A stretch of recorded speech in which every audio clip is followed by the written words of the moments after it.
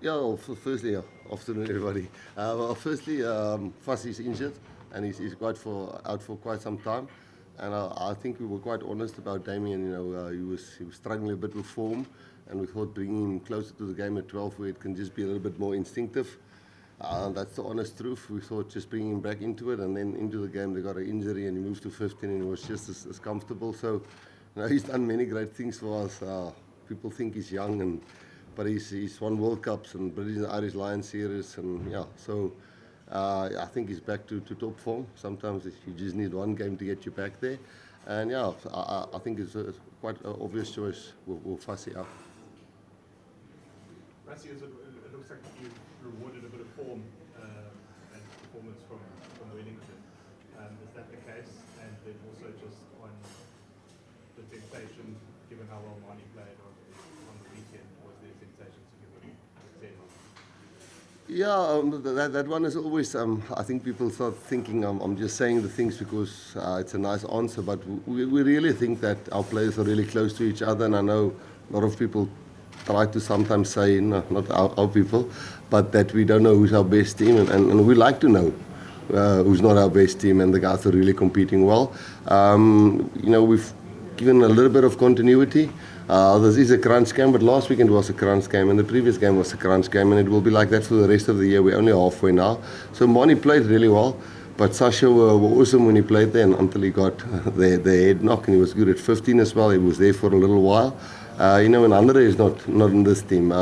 We hope if things goes our way this week. It would be nice to change a little bit next week again, but first so Mani played awesome. But Mani's on the bench, and if things goes great, maybe give him a run and move Sasha during the game to 15 again, and maybe guys are back to 12 and Andre to loose forward. So whatever happens in the game, let's hope it works out so we can experiment a little bit with a lot of respect for Argentina at the same time. Rassie, just maybe you can talk a bit about the tight head. The choice between Thomas and Wilco, because Wilco obviously in the second half, that first scrum almost gave you guys the momentum to get a run on there. And just, is it Thomas's mobility that gets him the nod ahead of him, or what's the thoughts there? There was a long time when Malcolm played off the bench and Bongi started, and Malcolm came and finished games and really changed the game for us. And there wasn't much to pick between Bongi and Malcolm. At this stage, I'll get to the World Cup answer now. At this stage, Bongi unfortunately had some illness in the family, and he's only really joined us now in the last weeks or so. So we will just get him up to speed again. But Sam Martinez did well, and Jan Hendrik covers too fast as well. And the same with Wilco. Wilco definitely, we all know, I think he's one of the world's best scrummers. Thomas is technically very good, but as you say, his mobility over the field, covering ground, handling that fast pace which Argentina brought and New Zealand brought to us, and Argentina will bring. And then we, rightly or wrongly, we feel Wilco really brings that edge for us in scrums, but also then in general play when the game's a little bit slower. Coach, what kind of a game are you expecting against Argentina? Well, it's both teams are obviously in the run for the Rugby Championship. I think they were really good. Lions game, Australia, both Australia games I thought they could have won. And you've gone to Pomi and Filippo, he's my age, we're the same era. Lobbe is a great coach, I think he does the line out. They've got a high ball coach, I think Kingsley is his name, he's the Irish guy, and then they've got a New Zealander in there, Lynn I think is his surname. So they've got a lot of experience and different cultures, and their team play all over the world. And you've got them organized, energetic, young guys, fearless, and with trying to, they'll probably come and try and score 3 tries against us to try and be in the mix for the Rugby Championship. Rassie, looking at your centre pairing, normally when we see Damien Dallin that come in, him and Jesse are normally a combo, or are you wanting to see how Kainan goes with Damien Dallin as a combination? I think earlier this year we also had Damien and Kainan together. I'm not quite sure, I think so. But, Damien and Lucanio was a combo at one stage. Lucanio is coming back, the URC is playing, he's in the mix in a week or so. Kainan and Andre is a great combo. We enjoy Andre off the bench. But if you just look at the changes we've made, it's mostly injury forced, and we thought Kainan really, when he's close to the ball, and I feel also make a little bit more instinctive calls where he doesn't have to stand there on a wing and work with the fullback and so on. I think he's, again, like Damien, sometimes a really good instinctive player. And to have Damien Dalende come in whilst Andre Esterhuizen are missing out, Jesse will play for us a lot more. So it's nice to try the combos, yes.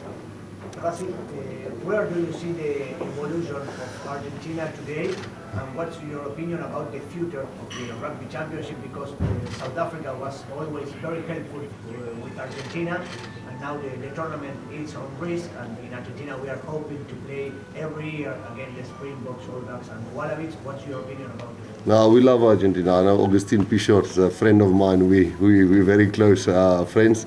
And they've always stood by us when we need them, and I think we've stood by them when they needed us.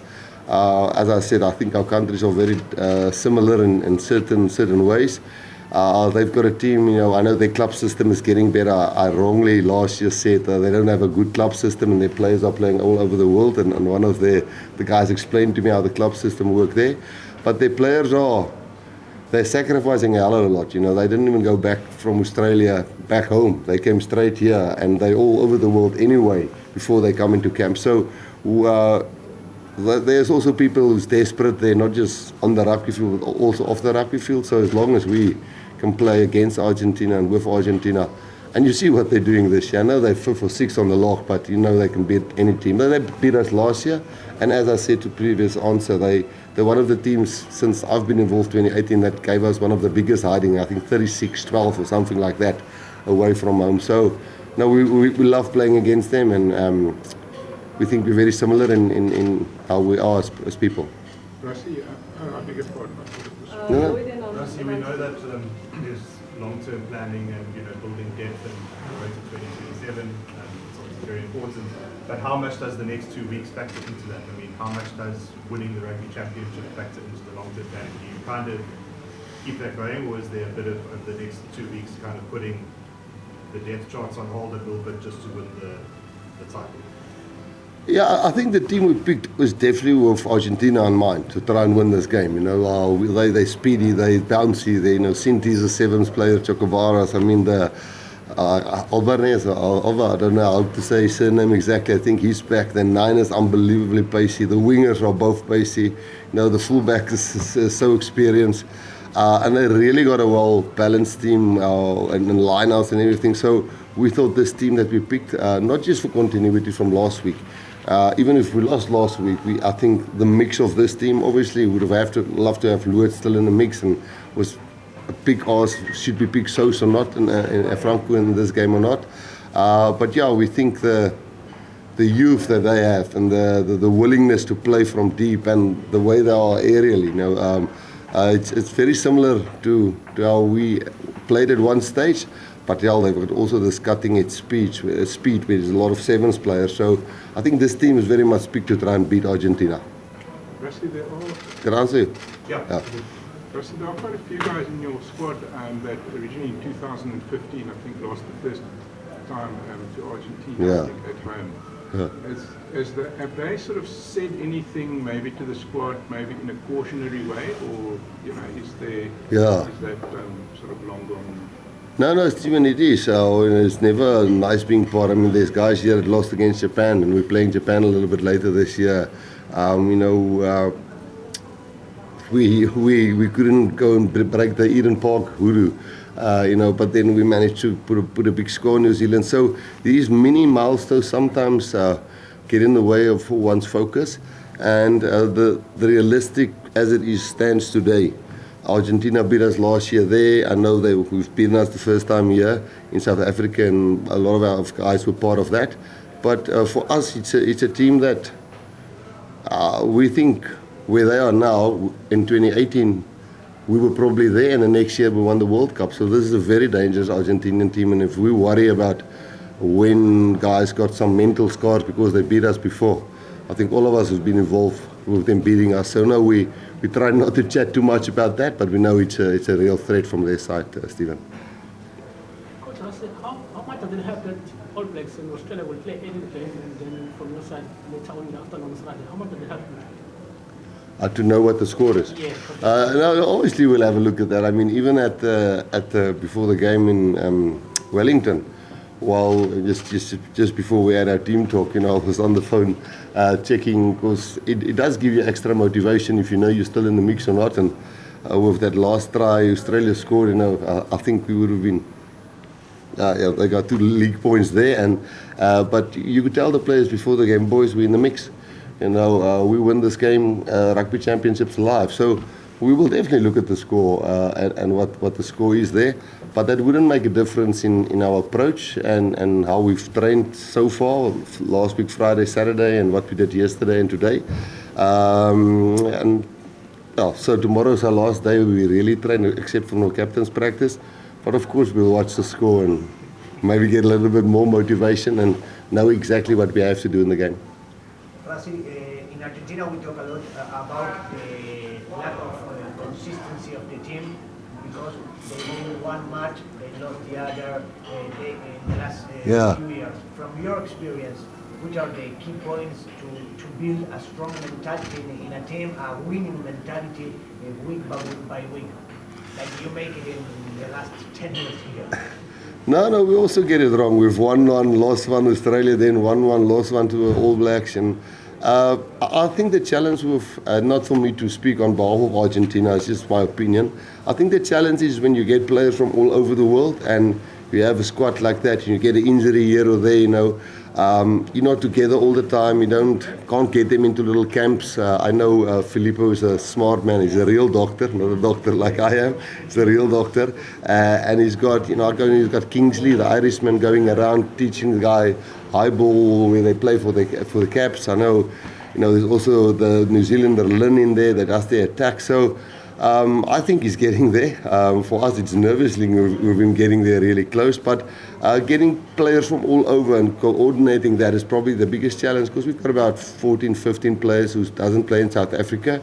And it's tougher to manage them within South Africa, where you can just draw guys into a camp, align them. So I think alignment's probably, but he's getting it right, so I mustn't talk too much about that. Guys, we've got one more question before vloggers go off. Does anyone have a question for Mornay before we switch off vlogging? Okay. Morning. How exciting it is to be part of this team that has won the championship, and also the squad is already starting to prepare for the next one. Yes, it's very exciting. It's a massive privilege to be a part of it, to learn, to be here every day, to learn more. And to be part of a test week and to prep for it and to add to it. Thank you, guys. I can just make a guy like Krappies that sometimes people don't know what. It's not offer up, because it's a privilege to play for the Springboks and nobody. But I mean, last year he couldn't play in the Currie Cup final. He's only got 3 caps with us now, and he couldn't play in the Currie Cup final. And the Lions just lost in the last minute this year. Couldn't play in the Currie Cup final because he's in camp with us now. So sometimes it's worth the wait, and he's probably one of the guys in the team that's been waiting a really long time and just really practiced hard. And I think people must just remember that he hasn't played a lot and he's really missed out on a few big things just for waiting for this opportunity. So we're all very glad for him. Vloggers off, please, guys. Just Rassie, you playing for the last time in